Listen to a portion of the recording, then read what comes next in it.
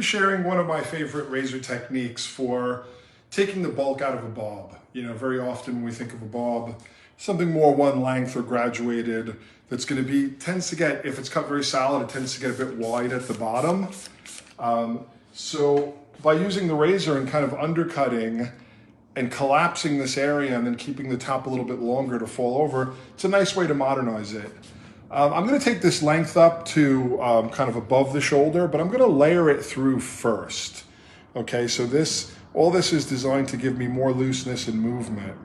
I'm going to come right through the center here with about a 1/2 inch wide vertical section to start. I'm going to bring this hair out basically completely parallel to the floor, straight out from the head. I don't need to have all of it in my hand because I want to get a nice even tension, and I'm not even going to be able to reach all the way down to that bottom there. So knowing that I want it to be about shoulder length, I want my shortest piece to be about mid-occipital bone. I'm going to come through with the edge of the blade in a very, very open stroke here. And I'm going to allow myself to slide all the way out, basically almost to the existing length.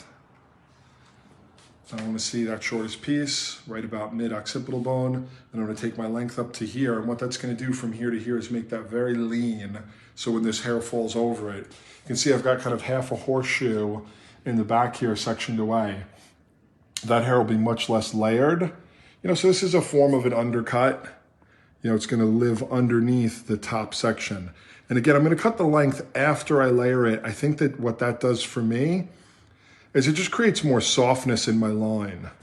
Taking the weight out first and then coming back through, I just always find makes it a little bit softer. It's like, why make a line and then soften it when you can create softness and then make the line? It's not right or wrong, but it's just something that I found works for me.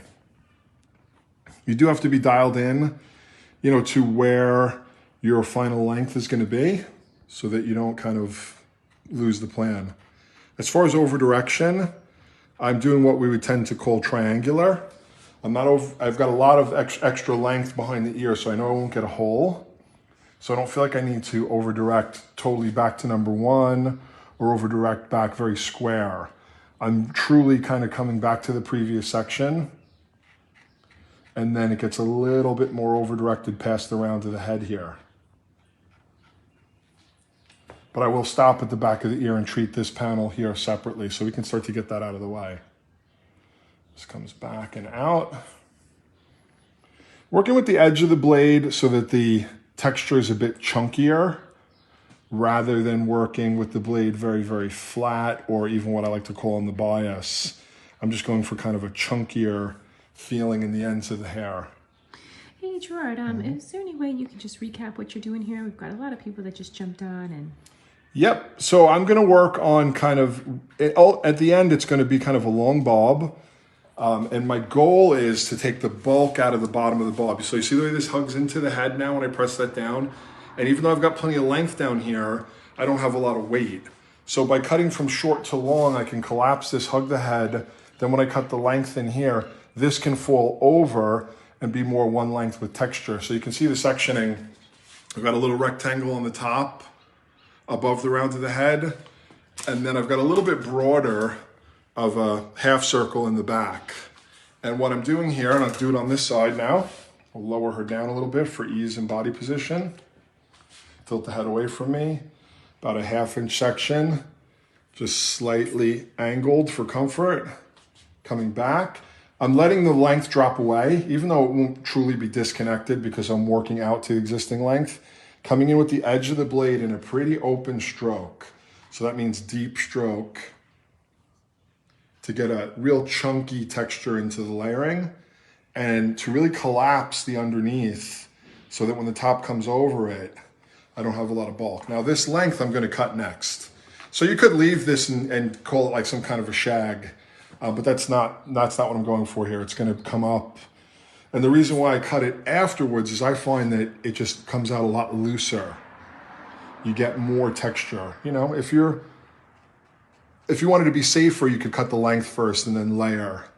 But, you know, one of those things that just kind of becomes like a hairdressing kind of guideline is that whenever you cut, the internal shape first and then the external shape, it tends to be a little bit softer. It's easier to show texture. Because you're not bringing these sections back to the previous? You could say that, definitely, until I get to about this point, and then I start over directing a little bit more, but I'll stop at the back of the ear because I'm going to cut the sides a little bit differently. I want them to be higher and cut a little bit differently. Otherwise, if I kept over directing, it would just get too heavy at the front for what I'm going for. So when you say undercut, you're not necessarily taking it all off to the scalp. Yeah, I mean, an undercut can mean that this is all off, or it can just mean that this is cut differently from the hair on top of it. They don't connect. So an undercut is just a disconnection between the bottom and the top. It doesn't have to be. So you see how that really starts to hug into the head? So then that hair can lay over it nicely. So now I want to come in and work on the length. And I think that this is thin enough that I can just do it in one section, which is great. I'm going to put my fingers like right at the edge of the neck here. And again, with edge cutting and a nice open stroke so that we get a nice chunky quality to the line. And we can start to see what we get. Bob shape, see how it really hugs the head down here. So when the hair lives over it, rather than this being the thickest, densest area, it'll really melt in. Coming through here, let's get the side out of the way. If you want, you can just throw a clip in there. Fingers are just kind of hugging the neck, following the contour of the neck. Edge cutting nice and open, nice and chunky. So it means that the blade is making like a T with my fingers, really cutting from the side of the hair, not tapering it from the top. I'll close the stroke a little bit right here. See how that got shorter? Just to make sure. You preserve length at the ear? Yes, yes.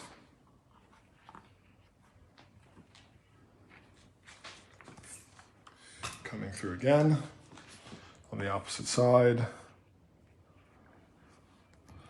Following the neck, let me just, again, I can, by the time I get down here, it's not a ton of hair.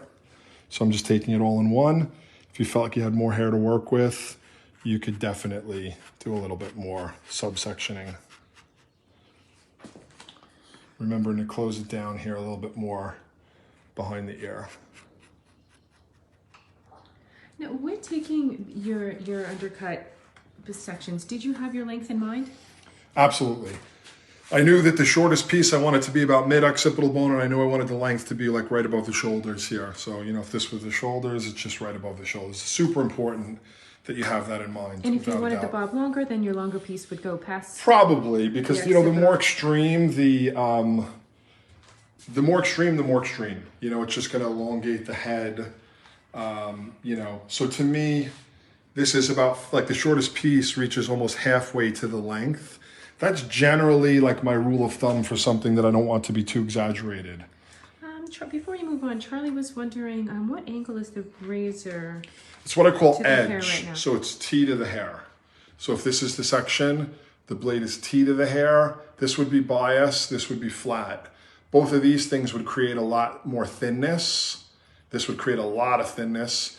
But when you're cutting on the edge, it's chunkier. I mean, you're getting texture without necessarily really thinning the hair. The layering is what's removing the bulk here. So I'm not necessarily overly thinning the hair. Okay, so now again on the sides, I know where I want the length to be. It's going to be right about here, right? So I want to think about my shortest layer falling midway to about the top of the ears. Now, because of hairlines, I'm going to start at the back of the ear, and I am going to use a little over direction, but I'm going to cut differently now. Something that people ask me about all the time. When you want to cut overhand and elevate, how do you do it? So here you can see me holding it over my hand, on the outside of my hand like this, and lifting it up. And now coming in, why would I do this? To get more elevation. It's going to protect the outline more. Now I want to think about where's the top of the ear. It's about right here. And then again, I want to start sliding my way out. And I'll keep all the existing length to start off with. Let's see. Shortest layer, right about the top of the ear. Kept all my length. Now I'm visualizing after I layer through, I'm going to come from here. Sections are going to pivot a little bit diagonal forward for comfort and control, and they are going to over direct back. I want that front, at least at this stage, to be a little bit more solid. Coming in, got to really manipulate that hair with your comb. If I have to do it in two, I will. I'll go to here and stop, and then I'll go here, because it's a pretty long section, especially as you start to go diagonal. So, and one of the most important things with great razoring is tension. I think that's one of the things that, you know, goes without really being understood. So you'll notice I use the fine teeth of the comb, and I really try to cut just from the fingertips to the first knuckle so that I can have really good even tension. And reversing that blade, I always kind of call this backhand blade, you know, like tennis or something. When you have to turn it around and go the opposite direction to what seems, you know, kind of normal or even comfortable, because this takes a little getting used to, but it gives you the effect of being able to elevate. Robbie is wondering, what is the best way to cut over or around the ears? It would be this way, correct? Is that why you're... You know, in this shape, for what I'm doing here, the reason why I'm doing this is, number one, the hair is thinner here, so by elevating higher, I protect more of the outline, and I also get more, I kind of can create a new angle to get this to be flat. But, you know, it depends on the haircut, the shape that you're doing. Bringing this down, again, closing that stroke a little bit to start, and then getting a little more open once I get in to the meat of the hair. Manula's wondering, do you ever use the razor on dry hair? You know, I prefer not to. I like the hair to be damp, and I usually like something in it to give me a little bit of glide. Today I'm using one of my all-time favorites, the Curl and Wave spray from Goldwell. This is the hydrating serum spray. This is one of my favorites. It just puts this like nice little bit of oil into the hair that I find really helps me bring out the texture. See, this is what I mean by chunkiness.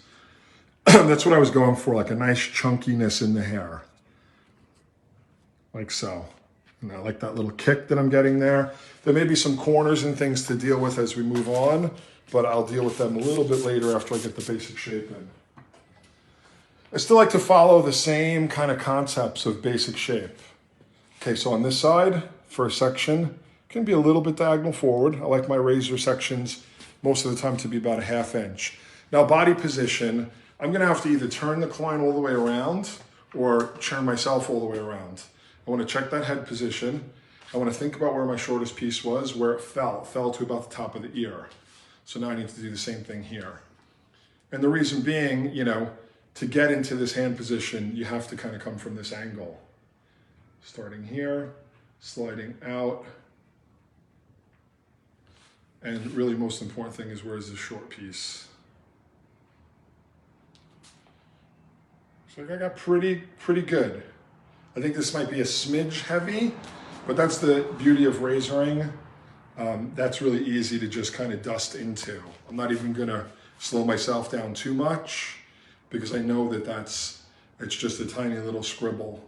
Even right here, as I kind of come in, I just use a little more pressure, and I can hit a little bit of the previous guide and get it a tiny bit shorter.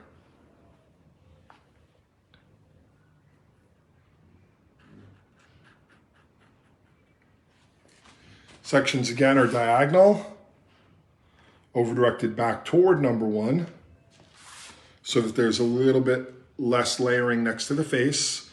I am at this stage thinking I want to keep the face pretty simple and solid looking. Just because you have so much texture going throughout the rest of it? Yeah, that was just the vision for the haircut. It was going to be like a bob that was really layered from the underneath to flatten it out, but then all this stuff on the top makes it look more simple, you know, maybe not one length in the conventional sense, but more weighty looking from the top without a lot of action around the face. Again, coming in. This is my heel side. Fairly open stroke with the heel. At what point would you think, okay, I need to put this section in two? If it's too thick, is it too thick in your fingers? It's really, if it goes past here, for me, it makes sense to put it in two so that my tension can be really even and really on point. Okay, before I move into the top, I'm going to use some tipping, particularly where I know there's going to be a corner. So right where I cut my length, which is towards the bottom, my layers start to run out. Here it might be a little thick. So tipping is just using the front corner of the blade to just literally remove some bulk on the very ends of the hair, usually just the last 2 or 3 inches of hair. We'll do that here, we'll do it in the back. I don't think I need to be super aggressive about it. I'm just kind of lightly removing some of that bulk. There'll be another one here in the back. Let's see if we can find that easily. Right here. Right here, it'll be more of an obvious corner. So it's right between the longest layer and the outline. So you're not necessarily getting rid of the corner, you're just lightening it? Yeah, I mean, corners are there for a reason. It's where 2 shapes meet. If I take out the corner completely, I'll change the shape. Like with a scissor, I would just take the point off the corner.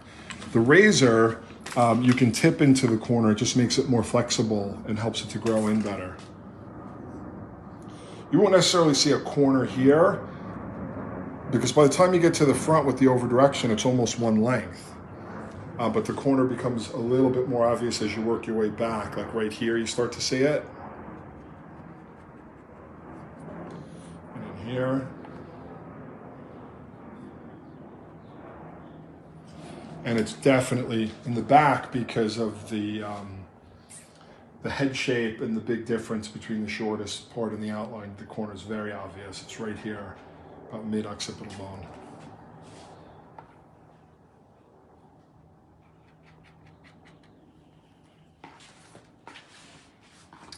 What type of blade are you using? This is a feather plie. This is the feather plie made for Hairbrain Pro.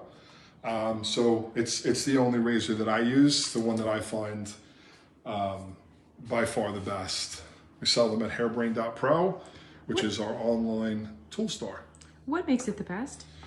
The balance of the handle, the sharpness of the blade. I mean, I have, being someone that loves razor cutting, over the years, I've tried everything. Everything that comes out, I try. And it's just still nothing can compare. The weight, the quality. Meaning if you find like one of those wood razors or one of those other razors. It depends. I mean, nowadays, lots of people are making fun handles that take the feather plie blade. So, hey, we've even done that at Hairbrain. We've made some different fun handles. This handle is actually made by Feather. It's the feather plie handle. But if you can find a cool one that you like, if it takes feather plie blades. Now, these aren't great for barbering because of the way that they're shaped. They can be used to shave, but I don't recommend them. They're not the best for that kind of cutting, but for hair cutting, which is what they are, this is a hair cutting razor, they are the best. Feather by far makes the best. All right, so dropping this down, looking at my outline that I created underneath, again, coming back with that open edge stroke, and now blending this into the outline and letting it overlap the layers. Simple idea, very simple. Something I do in the salon a lot to kind of modernize a bob, yet still give it movement and life. And we can definitely, once I get this length in, I can do more using some slicing and some elevating and slicing, which I'll probably do in just a second. But let me get the overlapping hair blended down to the outline. Very, very simple stuff. I like simple haircuts. I think that those are, for me, simple, but making the best choices for the hair, for the client, and trying to do it really simply. Sasha Okimich just popped on. He says he loving his plie. Thanks for the suggestion. Absolutely. Yeah, I think it's by far the best.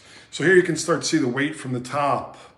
This being much more one length, blending all the way to the outline. Very simple idea.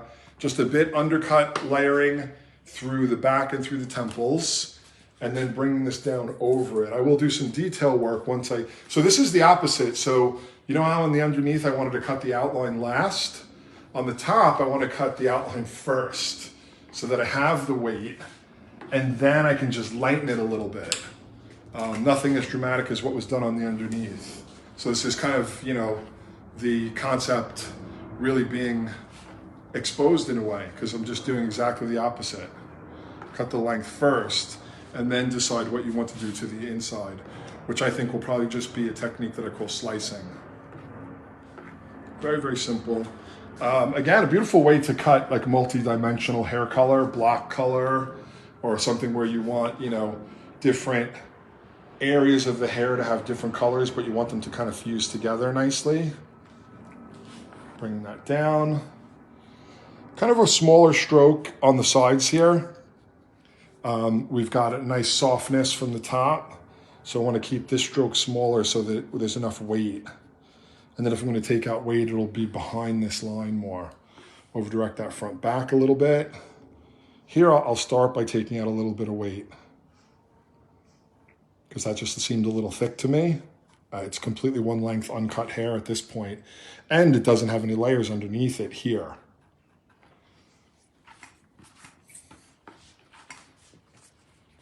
So again, you start to see that idea of just a real kind of chunky bob. Very, very simple. Kind of a go-to for me with people that just want a modern bob that they can style in different ways. Wavy, perhaps use an iron, perhaps use a brush or their hands. So Sasha was wondering, how many hours would you say is needed to get a proper grip of the open blade? I'm shifting from the feather styling razor to the plie now. I mean, you know, it depends on the individual. You know, a lot of it is really still similar. The main thing is safety. So the one thing I'll say to work on is what I call the lock and the load. So if you take your pointer finger and wrap it around the shaft like this, and then you make a little what I call a comb sandwich, 2 fingers on the top, 2 fingers on the bottom, then you can pull the blade very far away while you're working.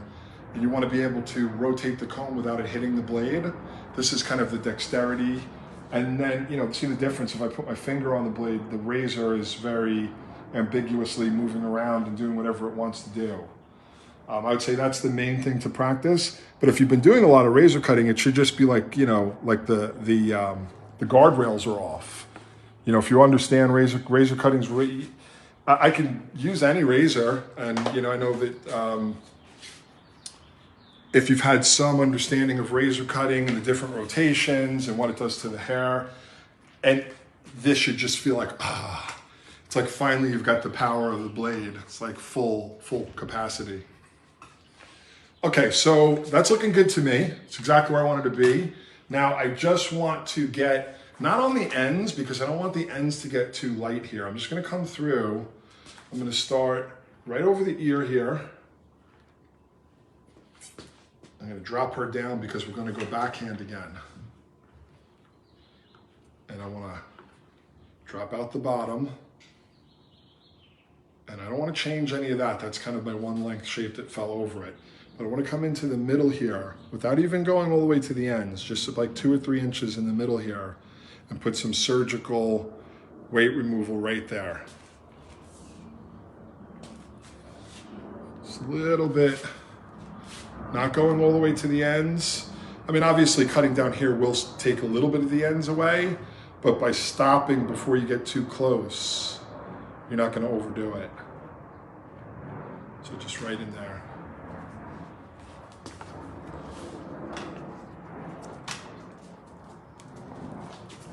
See, one long piece might be coming from the other side.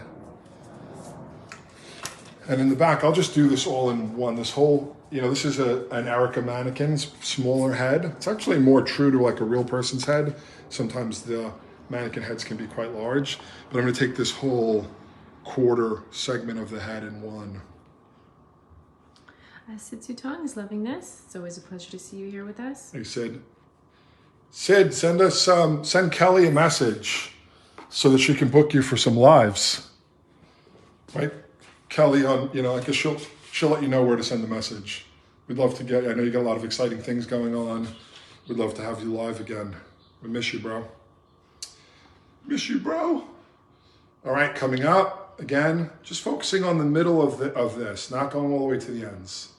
The key here is to try to get that razor as vertical as you can, which that, you know, back to the practice thing, that takes some practice with your hands.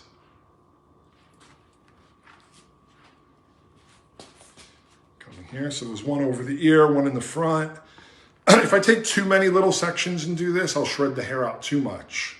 I have about 6 chunky sections to do this, and that's more than enough.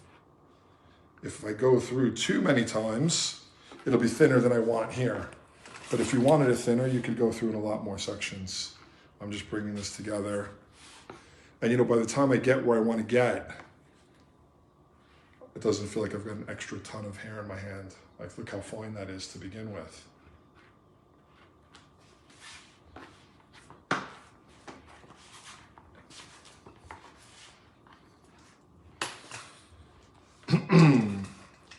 Very simple. Now, very often for me, I like to do a little finish work with my scissor, my shear. I call it like sealing the ends. It just, to me, it's like putting on that zero gloss just to make sure everything's shiny. You know, sometimes razoring can leave a little bit of frayed ends here or there, or, you know, especially when you work open, you might miss a piece here and there. So really this is just dusting. And again, taking that point off any kind of corner, like right here. How are you taking those sections and why? Just pivoting around the head, very, very simple. You know, not necessarily following any previous... No, for this, I'm actually not using any over direction or anything. I want it to just see exactly what it is when I pull it straight out from the head, because it's going to fall straight out from the head. So the over direction was in the shape to protect certain things.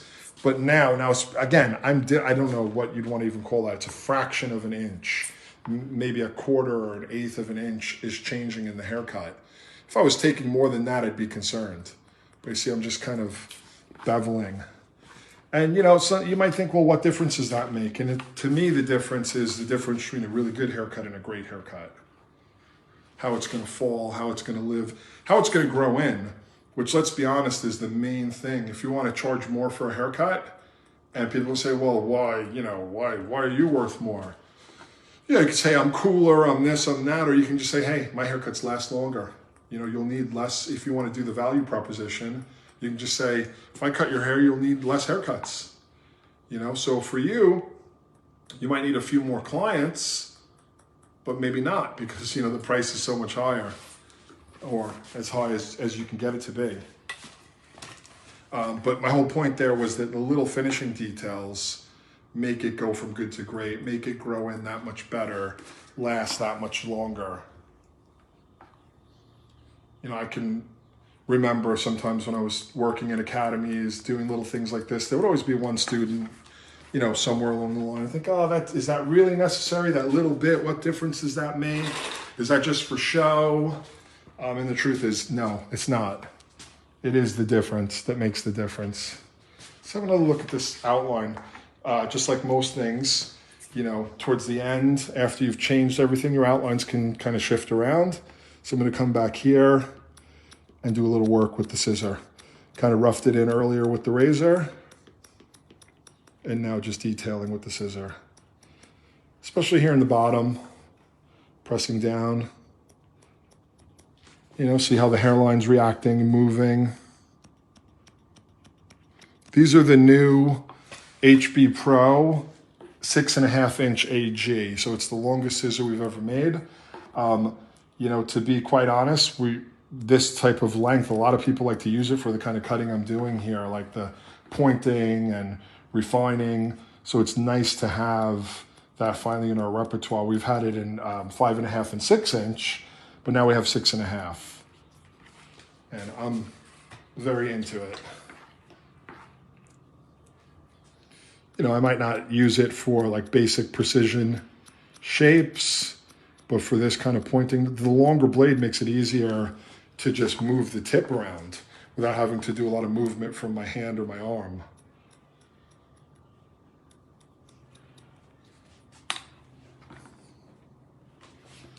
Checking on my balance here.